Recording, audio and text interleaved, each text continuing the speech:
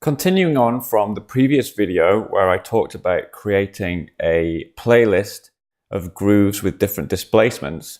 So just to show you, the first groove has 4 bass drums at the beginning of a 2-bar section. And then the second one displaces those bass drums. And then the next one displaces them again. So let's say you've been working on this and you want to change something, for example, in the ostinato at the top. So a simple example might be that you want to change it from being played on a hi-hat to being played on a ride cymbal. Or maybe you wanted to get rid of that first kick on the bass drum. So let's do both of those things.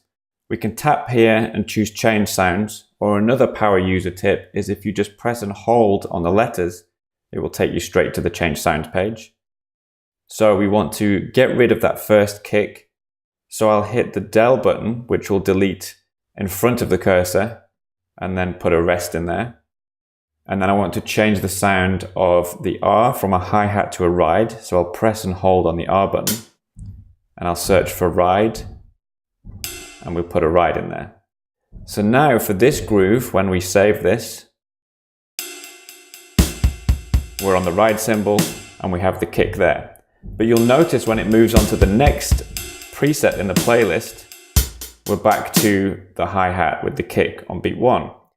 So if we want to copy groove 2, just the parts in metronome 1 and leave metronome 2 alone, what we do is tap on the preset name and choose copy preset, and that will copy everything about this groove 2 preset. So the contents of metronome 1, the contents of metronome 2, the fader levels and the sounds assigned down here.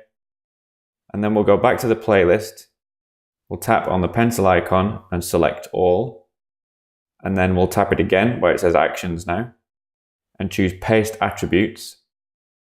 And we want to paste from the clipboard metronome, just metronome 1 as the source. And we want to paste that into metronome 1 of the selected presets in the playlist. So basically metronome 2 is going to be unaffected. And we can select all. And then we'll click paste. And now we should find that all of these grooves also have no kick and have the ride cymbal.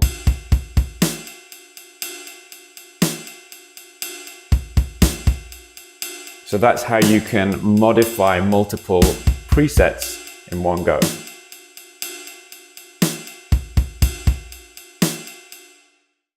One final thing, if you were unsure about this and you wanted to have a backup, you can go into Playlist Manager. Now you can access Playlist Manager by tapping here and going to Playlist Manager.